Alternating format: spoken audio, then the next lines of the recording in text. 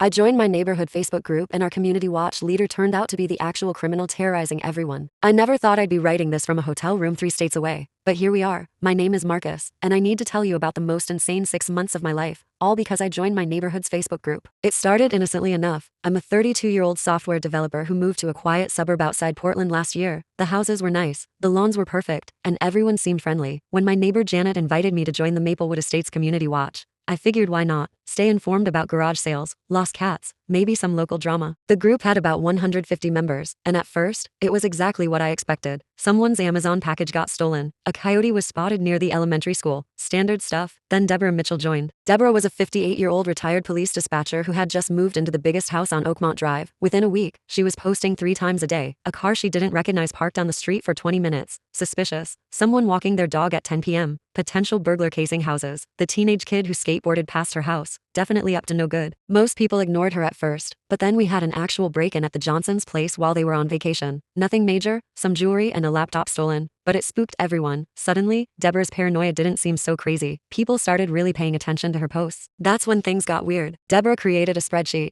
I'm not kidding. She made a Google sheet where she logged every suspicious vehicle, person, or activity in the neighborhood. She convinced about 20 other residents to contribute to it. They'd note license plates, physical descriptions, times, and locations. She called it data-driven community protection. I thought it was overkill, but I didn't say anything. Big mistake. 2 months in, Deborah announced she'd identified a pattern. According to her analysis, a silver Honda Civic had been in the neighborhood 17 times over the past month, always on weekdays between 2 p.m. and 4 p.m. She posted grainy photos from her Ring camera. This is clearly surveillance. She wrote, "We need to take action." The action she proposed? A group of volunteers would intercept the driver next time they appeared and firmly request they explain their presence. I finally spoke up. I commented that maybe it was just someone who worked in the area or had a friend in the neighborhood. I suggested we not confront random people. Deborah did not appreciate this. She private messaged me, accusing me of being soft on crime and not understanding how law enforcement works. I told her she wasn't law enforcement anymore and to please calm down. She blocked me from the group. The next day, I got a knock on my door. It was Janet and 5 other neighbors, looking uncomfortable. They said Deborah had called an emergency meeting and decided that anyone not actively participating in the watch program was potentially compromised. Because I'd been critical and then got blocked, I was now on a list of people whose visitors would be monitored for the community's safety. I laughed.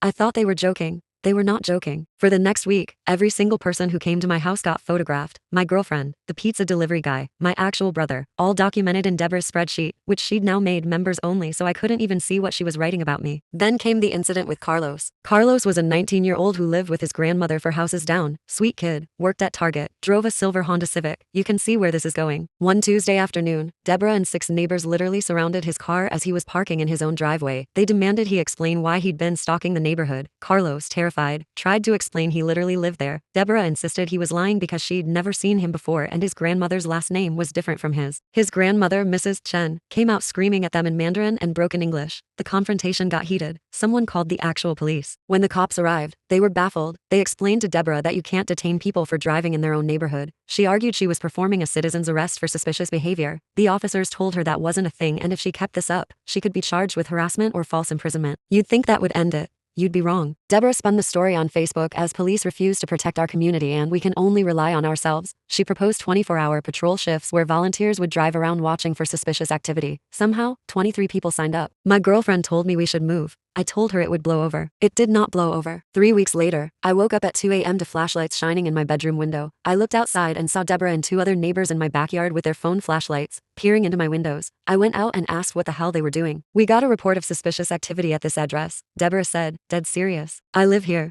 This is my house. We need to verify that.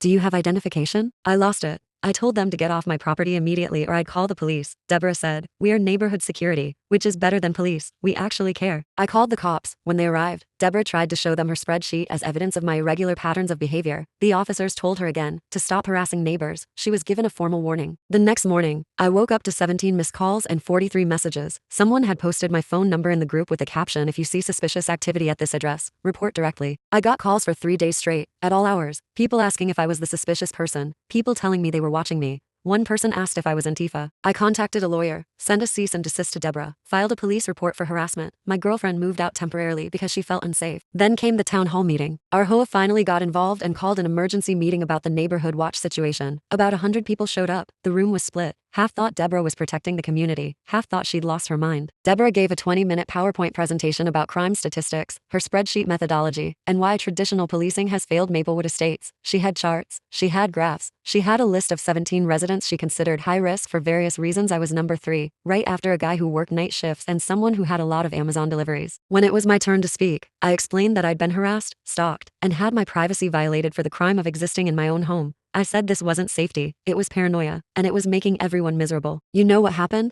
About 40 people applauded. About 40 people booed. The rest looked uncomfortable. The HOA president tried to find middle ground. He proposed official guidelines for the neighborhood watch. Deborah called him a puppet of outside interests trying to keep us vulnerable. That's when someone in the back shouted, "I found out who's been breaking into houses." Everyone went silent. A guy I'd never seen before stood up. He was apparently Deborah's ex-husband, who she'd divorced 8 years ago. He explained that their marriage fell apart because of her increasingly paranoid behavior after she retired from dispatch work. He'd driven 3 hours to come to this meeting after a friend told him what was happening. Then he dropped the bomb. There was no break-in at the Johnsons' house. Deborah has a key because she waters their plants. I think she staged it to justify everything that came after. The room erupted. Deborah screamed that he was lying, that this was a coordinated attack, that we were all sheep who deserved to be robbed. She stormed out, but not before threatening to sue the HOA, her ex-husband, and me personally. The next day, the Johnsons came home early from their extended trip and confirmed that Deborah had their spare key. When police investigated, they found the stolen items in a storage unit rented under a fake name, but traced back to Deborah through payment records. She was arrested. Turned out she'd been escalating her behavior because the drama made her feel important again, gave her a sense of purpose. The break-in was staged to validate her fears and make everyone take her seriously. Most of her followers in the watch group immediately disbanded it and apologized. A few diehards insisted she was being framed. The HOA banned all unofficial security patrols. But here's the thing, even after Deborah was gone, the neighborhood never felt the same. People were suspicious of each other now. Seeds had been planted. Some residents still have Ring cameras pointed at their neighbors' houses. The Facebook group is dead, but the paranoia lingers. As for me,